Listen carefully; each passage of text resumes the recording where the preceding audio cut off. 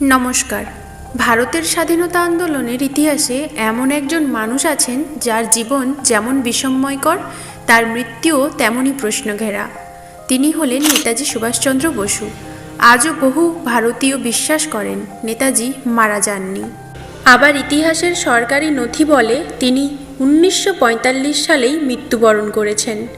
তাহলে সত্যটা কি? নেতাজির মৃত্যু কি সত্যিই রহস্য, নাকি ইতিহাসকে আমরা আবেগের চোখে দেখতে গিয়ে সত্যকে আড়াল করে ফেলেছি?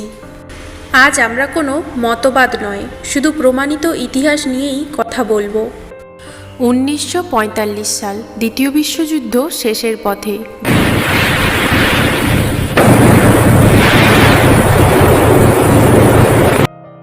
জার্মানি আত্মসমর্পণ করেছে। জাপান ক্রমশ দুর্বল হয়ে পড়েছে।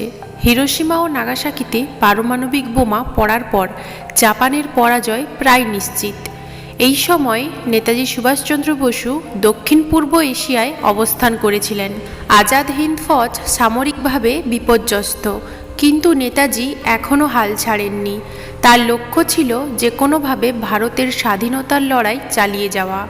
18ই আগস্ট 1945 নেতাজি একটি জাপানি সামরিক বিমানে ওঠেন।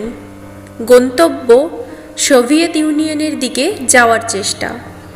কারণ তিনি ভেবেছিলেন যুদ্ধের পর নতুন আন্তর্জাতিক সমর্থন প্রয়োজন। বিমানটি উড়ে যায় তৎকালীন জাপানি শাসিত তাইওয়ানের তাইহোকু শহর থেকে, বর্তমানে তাইপেই। কিন্তু টেক অফের কিছুক্ষণের মধ্যেই বিমানের একটি ইঞ্জিন বিকল হয়ে যায়। বিমানটি ভেঙে পড়ে এবং আগুন ধরে যায়। দুর্ঘটনার পর নেতাজিকে জীবিত অবস্থায় উদ্ধার করা হয়। তিনি মারাত্মকভাবে দগ্ধ হন। বিশেষ করে শরীরের ওপরের অংশে আগুন লাগে।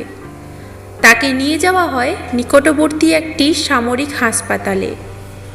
জাপানি চিকিৎসক ও অফিসারদের বিবরণ অনুযায়ী নেতাজি সম্পূর্ণ সচেতন ছিলেন, কিন্তু তার অবস্থা দ্রুত অবনতি হতে থাকে।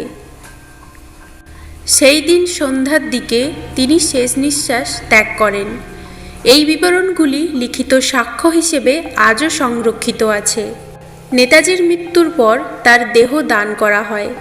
ভস্ম নিয়ে যাওয়া হয় টোকিও শহরের রেকনজি মন্দিরে।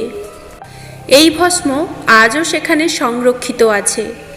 জাপান সরকার এবং মন্দির কর্তৃপক্ষ এ বিষয় লিখিতভাবে নিশ্চিত করেছে। নেতাজির মৃত্যু নিয়ে ভারত সরকার একাধিক তদন্ত কমিশন গঠন করে। শাহনাজ কমিশন 1956। এই কমিশন সিদ্ধান্তে পৌঁছায় নেতাজি বিমান দুর্ঘটনায় মারা গেছেন। খোলসা কমিশন 1970। এই কমিশন প্রত্যক্ষদর্শীদের সাক্ষ্য, জাপানি নথি, চিকিৎসকদের বিবরণ সব কিছু বিশ্লেষণ করে আগের সিদ্ধান্তই সমর্থন করে। মুখার্জি কমিশন 2005। এই কমিশন বলে বিমান দুর্ঘটনার কিছু নথিতে অসঙ্গতি আছে, কিন্তু নেতাজি জীবিত ছিলেন এর কোনো প্রমাণ নেই।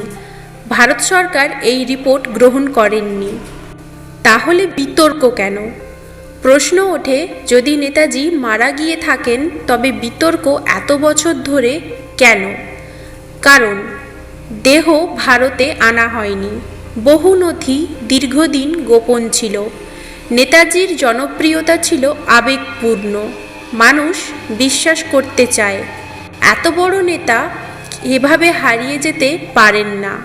কিন্তু ইতিহাস বিশ্বাস নয়, প্রমাণের ওপর দাঁড়িয়ে থাকে। ইতিহাসে প্রমাণ নেই যে নেতাজি রাশিয়ায় ছিলেন। তিনি সন্ন্যাসী হয়ে গিয়েছিলেন। তিনি স্বাধীন ভারতের গোপন শাসক ছিলেন। এগুলি জনশ্রুতি, ইতিহাস নয়। নেতাজি সুভাষচন্দ্র বসু ভারতের ইতিহাসে অমর। তার আদর্শ, তার সাহস, তার ত্যাগ, এগুলো কখনো মরে না।